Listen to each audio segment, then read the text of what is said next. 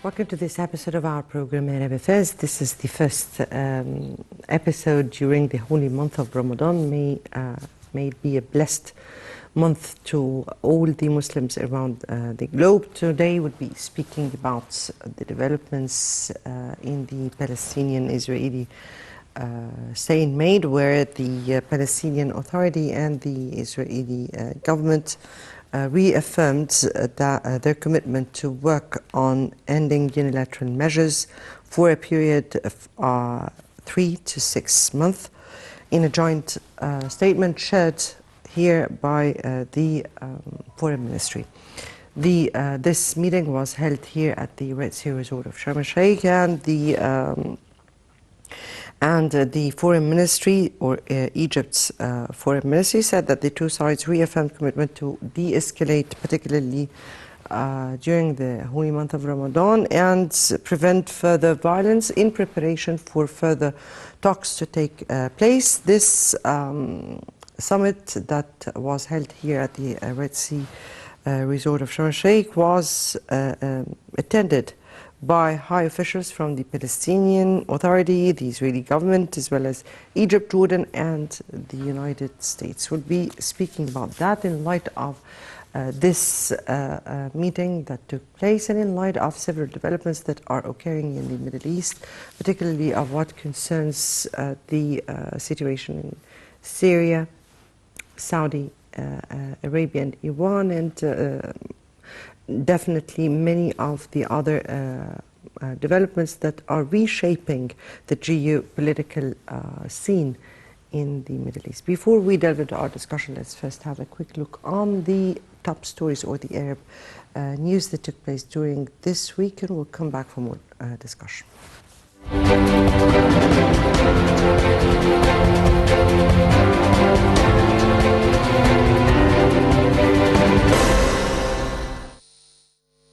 The United Arab Emirates president on Sunday told his Syrian counterpart it was time for diplomatically isolated Damascus to be reintegrated into the wider Arab region during a meeting in Abu Dhabi. During a meeting at the presidential palace with the Syrian President Sheikh Mohammed bin Zayed Al Nahyan, called for efforts to facilitate the repatriation of Syrian refugees and endorse engagement between Damascus and Ankara, which is now working towards a rapprochement with Assad after years of supporting rebels fighting his government. The trip by Syrian President Bashar al-Assad, his second to the United Arab Emirates in as many years, comes after a visit to Oman last month, his only official engagements in Arab countries since the start of Syria's war in 2011. During Sunday's meeting, Assad praised the UAE's role in strengthening relations between Arab countries, according to a statement by the Syrian presidency. Saudi Arabia's state television reported late Thursday, citing an official in the Saudi Foreign Ministry, that the kingdom is in talks with Syria to reopen its embassy in the conflict-hit nation for the first time in a decade, the latest diplomatic reshuffling in the region. The report gave no timeline for the move, which would mark the latest Saudi step towards mending rifts with regional rivals.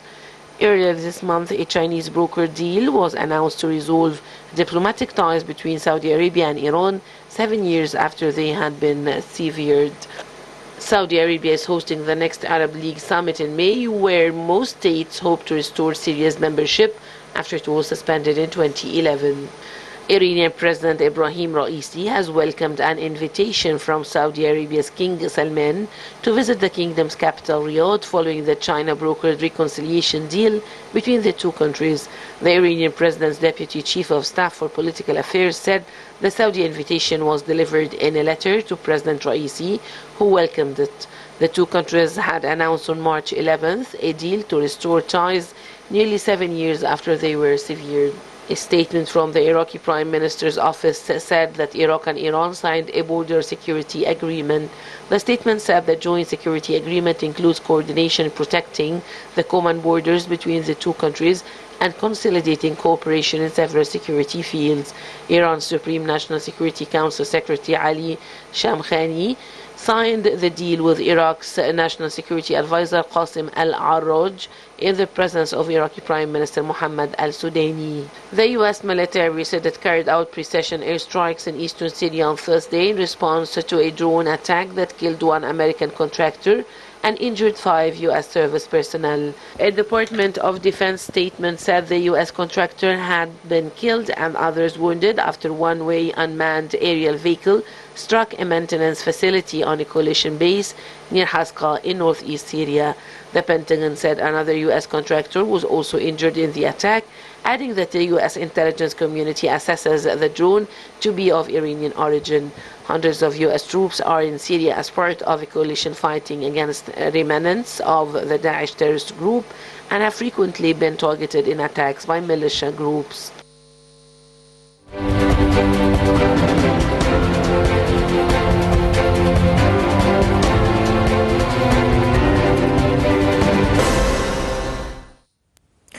Right, welcome back, and to our focus, or to our topic of discussion today. We have with us over the phone His Excellency Ambassador Gamal Bayoumi, former Assistant Foreign Minister. Good afternoon to you, sir. Good afternoon, how are you? Fine, thank you so much, and happy Ramadan, and to you and all your beloved. And to you and all our audience. Your Excellency, we have followed up last week an important meeting that took place at the Red Sea resort of Sharm el-Sheikh between the Palestinian Authority and the Israeli officials. And lots of commitments came from both sides. You're reading to that important summit, its timing and its outcome. I'm afraid that we are facing a very difficult situation with a highly righteous government in Israel, because as you well know, there isn't one party who has the majority. So since the establishment of Israel in 1948, no one party won the election and has the government by himself. So always you will see a sort of alliance government, and it was usual that the Labour Party or the Likud were on top of any government with some small parties. Now we have the whole extremists are represented in this government, and they are trying to drag the government in making terrible mistakes against themselves, against the international law, against any agreement they have signed before. They do not want to honor even the agreement they signed. So we are trying, and I think many other countries who are seeking peace in our area are trying to bring to the negotiation table both sides, whether the Palestinians or the Israelis. On the Palestinian side also, we are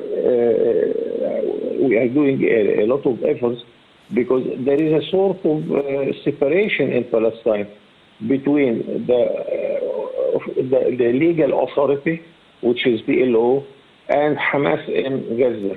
Hamas in Gaza, now they changed their whole goals. Instead of having an independent Palestinian state, they want to establish an Islamic Emirate in Gaza, something which is amazing. So Egypt is in good relations with all the parties in the Palestinian territory, and we are trying to bring them also in order to have one Palestinian vote, because in this situation where there is a division of opinion like that, they are in the same position of Israel, where they cannot sign a serious agreement. If we look to the whole Arab world, we are not in the best condition in many Arab countries, like Syria, like what's happening in Lebanon, in Libya, Yemen, Sudan, Iraq. All these countries are suffering from one problem or another.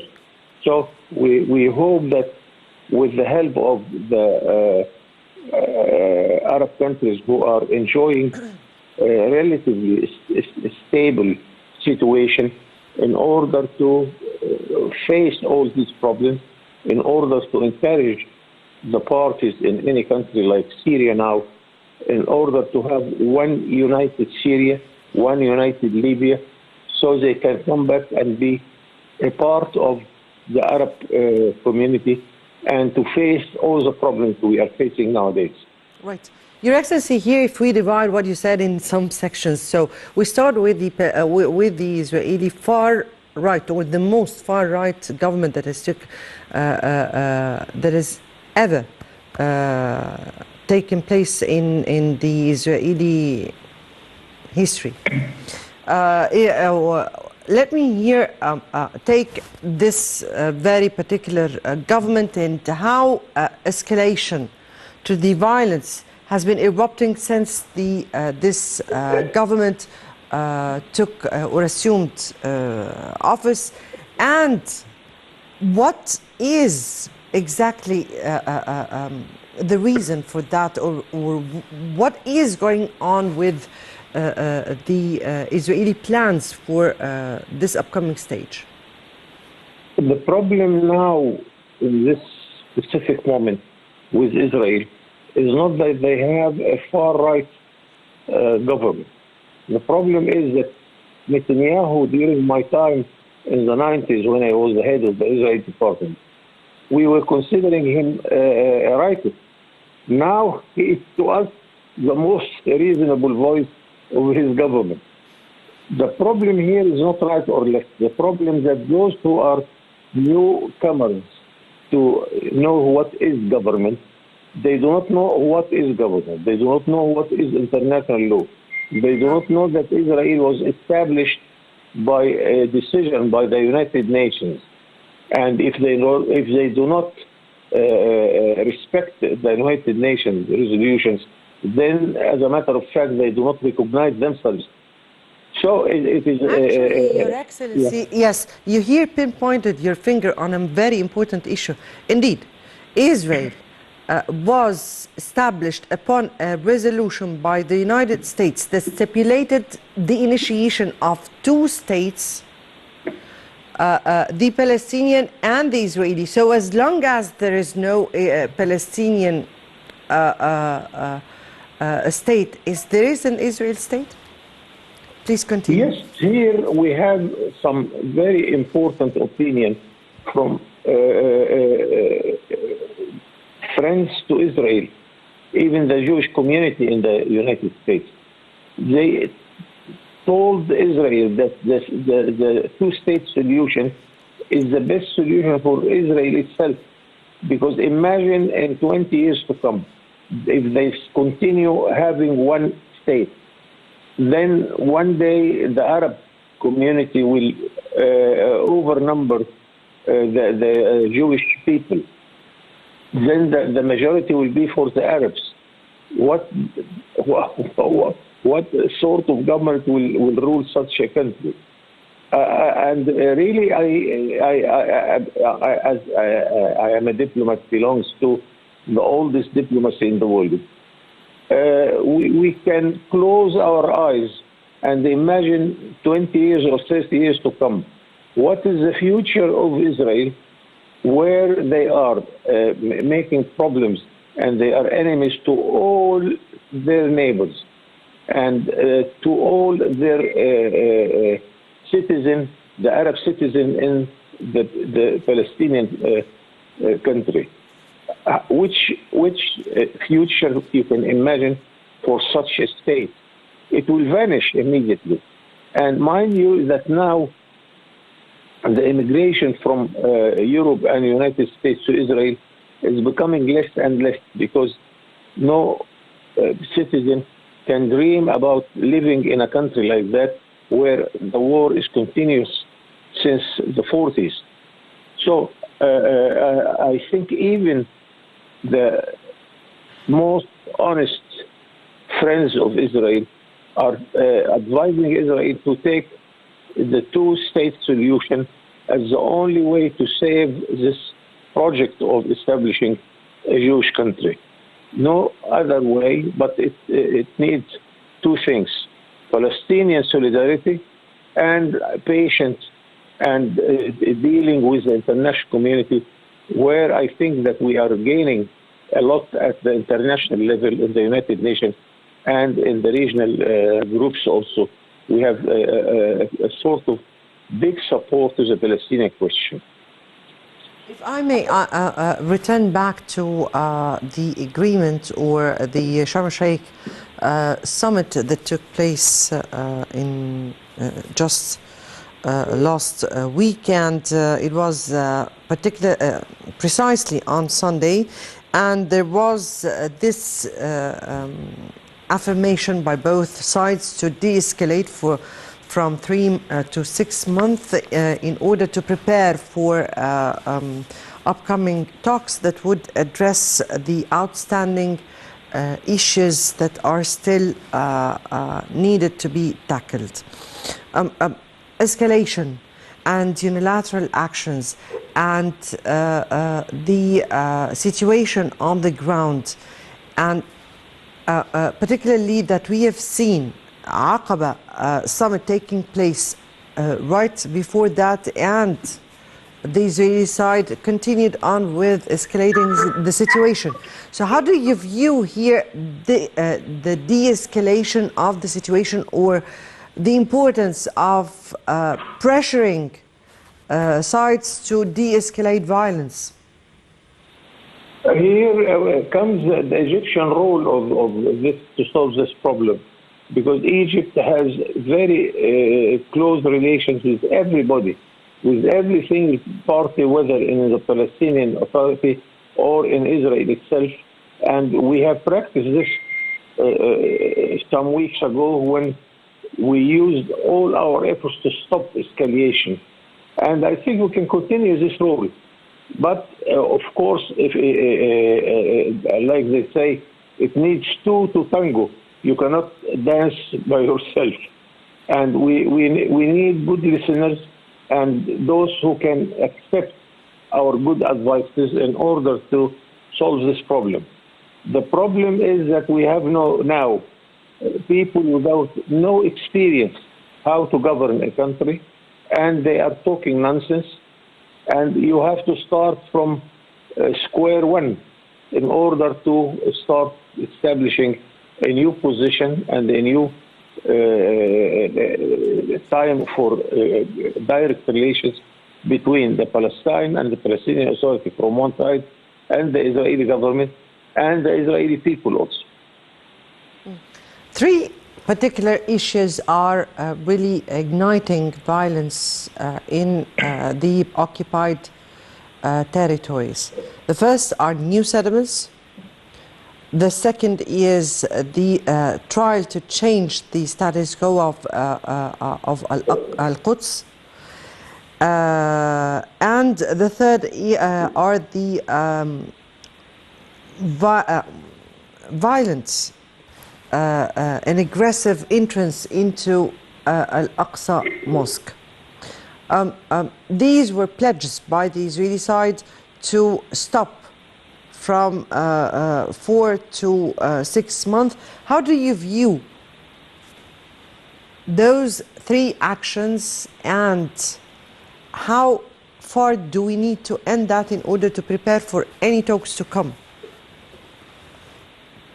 As long as the dialogue is taking place, I think I'll be relatively satisfied, because there they are talking about the Jerusalem problem, and we know exactly that Israel tried to dig in Al-Aqsa Mosque and trying to find any proof that it was the place of their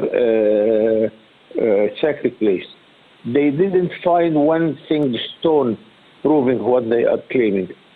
So this is something which everybody who is concerned about this problem and know the details can say that there is no future to claim that Jerusalem is part of the Israeli history.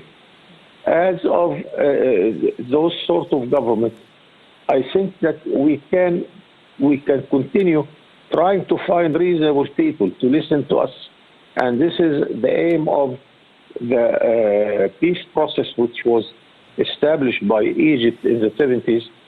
And we are really keen to continue this, to advise the Israelis to establish a new community in Israel who can feel and can accept that good relations with their neighbors, good relation with the Palestinian community will get much better results for the Israelis themselves than confrontation, than this war. The problem that we do not have enough people who understand this. We do not have people who are experts in how to deal with the international community or the international law, or to respect the agreements which were signed by the Israeli government itself. So it is highly complicated, but at the same time, I think with a subtle diplomacy of Egypt, with the United States help also when the United States is making sense. So in some time, but I think we have to wait a lot until we reach a point where there is a sort of common understanding between all the parties. Let me here take it from the other side also, the Palestinian side. And there hasn't been a kind of agreement between all the Palestinian factions on the same line. And we have seen some moves by some of the Palestinian factions disregarding what was agreed upon. So how do you view the importance of the Palestinian factions getting together and agreeing on one line or in a united stance before Israel, so there can be no pretext for any Israeli violent move? As a matter of fact, I look at it from 2 points of view. First, that really I admire the Palestinian good stand where they stick to their land, stick to their houses. They never leave their places, and they prove that they are there. So we have a sort of very strong Palestinian community living on the ground there. Another thing that Israel is trying to put us in a position where we face in practice something which we cannot tolerate by establishing new settlements. I would here quote what the economist said, that these are not settlements. They are ghost houses. They are building houses, and they do not have enough people to live in it. Because, as I said, the immigration from the United States and Europe to Israel is diminishing gradually. So practically we can win. But on the other side, I look also to the division among the PLO, the Palestinian Authority, and the Hamas. Hamas is a minority, and they cannot take a lead for all the Palestinians. But anyway, we have to encourage the Palestinian and Islamic Jihad and other factions also. We're speaking about a number of factions, and some factions that are getting even more popular on the ground. So the issue of factions getting united before such a challenge, and how important is that? How do you view the Egyptian role and an Arab role in trying to unite those factions? At the end of the day, the Palestinian, all the different parties in Palestine, they cannot live by themselves. They do not have any sort of support except the Arab world. So if they not behave the way we think it's for the good of the Palestinian question and the Palestinian people, they have no future. And after all, they are small minorities, but we have to face them. We have to convince them that to come to the right track to deal with this problem. But otherwise, I don't see any future for those extremists, neither on the Israeli side nor on the Palestinian side. Your Excellency, the Palestinian-Israeli summit, or this summit that took place at the Red Sea resort of Sharm el-Sheikh, under definitely the supervision, as usual, of Egypt, is coming at a very difficult time when the whole Middle East is seeing new developments, new new geopolitical changes. So far, we are seeing here Syria coming back to the scene. This visit by the Syrian president to the United Arab Emirates, Saudi Arabia, and this peace initiative between Saudi Arabia and Iran under the sponsorship of China. We're seeing lots of changes in the whole scene. How do you see that? How do all these developments reflect on the Palestinian cause? I think that the Arabs are making relatively good development. Since the visit of the American president and his meeting with the 9 Arab leaders in Jeddah, where he called on us to establish a pact against Iran. And the Egyptian position was very clear and strong, where we declared that Iran is not the enemy at all. We can deal with Iran as a brotherly country within the Islamic community. But the enemy is the one who is occupying our lands, who is occupying Golan and Syria, who is occupying all the Palestinian territory without giving any chance for its people.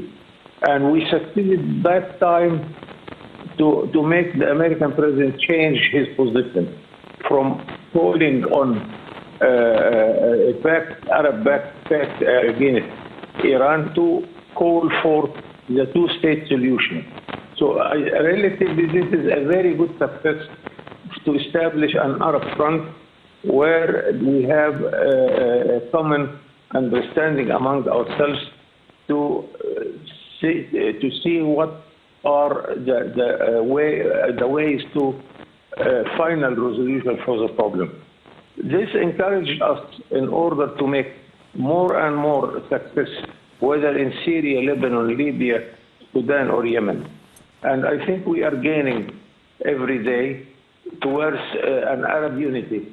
And the most important, not the Arab unity, the first priority comes to the unity among every single country, because the problem is that Syria is not having only foreign enemies, but they have their own enemies. They are fighting each other.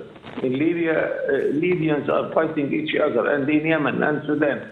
We have to encourage solidarity among all these different parties in every country, then to have one vote in every country of the Arab world. And I think we are doing fine. It takes some time, but I think with the visit of President al-Assad to the Emirates now and the support of the Emirates, and then the declaration of the foreign minister, of the Saudi foreign minister, it encourages us to expect that Syria will come back to reason, will come back to occupy its seat in the Arab League. Hopefully that Libya will do the same, and other countries. We are on the right track, but it takes a lot of patience and a lot of time until we reach a reasonable, stable situation. Your Excellency, definitely the Sharm el-Sheikh summit has taken place under or with the attendance of the Israeli side, the Palestinian side, Egypt, Jordan, but also the United States. So what is really demanded from the United States, which has always been or has always said it is the main sponsor to the Palestinian-Israeli talks? One of a sudden, your voice vanished. Anyway, I'm speaking about the role. I'm speaking about the role of the U.S. Towards because they have always said they are the main sponsors of the peace talks between the Palestinians and the Israelis. So, what is demanded? I want to draw your attention that this is not the first time we do that. I personally, when I was the head of Israel department in the 90s, we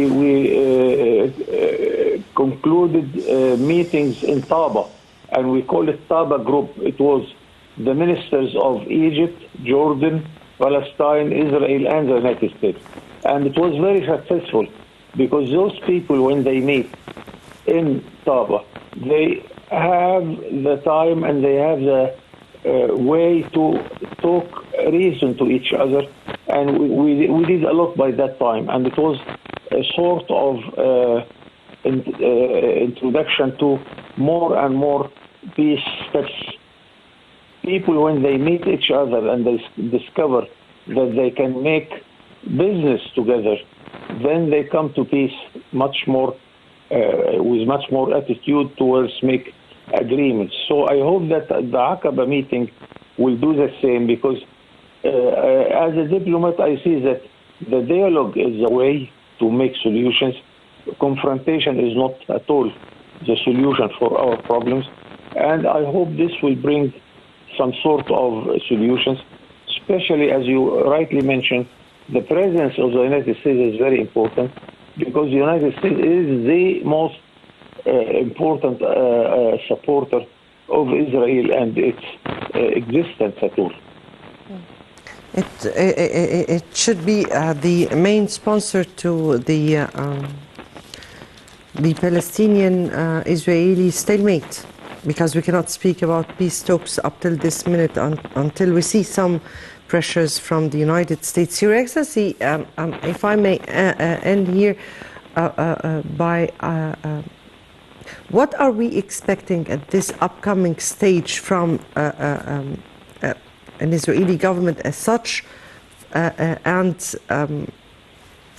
the United States position towards the whole issue? I think we have to wait and see concerning Israel, because this government will never come with a reasonable agreement. So, and by the way, they are not having problems with us only. They have their own problems within the Israeli community. And the government is not stable at all. Even the head of the government is facing some legal problems concerning his attitude.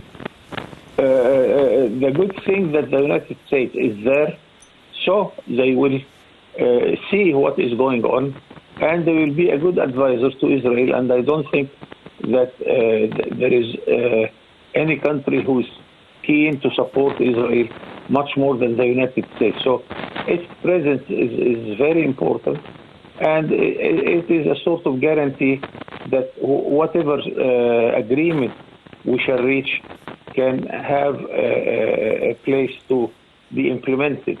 But I'm not optimistic, although I am generally optimistic concerning dealing with the actual existing Israeli government. Right. Your Excellency, Ambassador Gamal Bayoumi, former Assistant Foreign Minister, thank you so much for being with us and for your input here. Definitely remains to be seen at this upcoming stage whether there is seriousness from all sides towards the issue. We have been awaiting for that for more than 70 years, so remains to be seen. Now we'll leave you with this report and the Sharm el-Sheikh summit that took place last week between or among the Palestinians and the Israeli sides with the attendance of the Egyptian, Jordanian, and US. Now we'll leave you, and next Saturday will be another important topic, Arab topic. Until then, goodbye.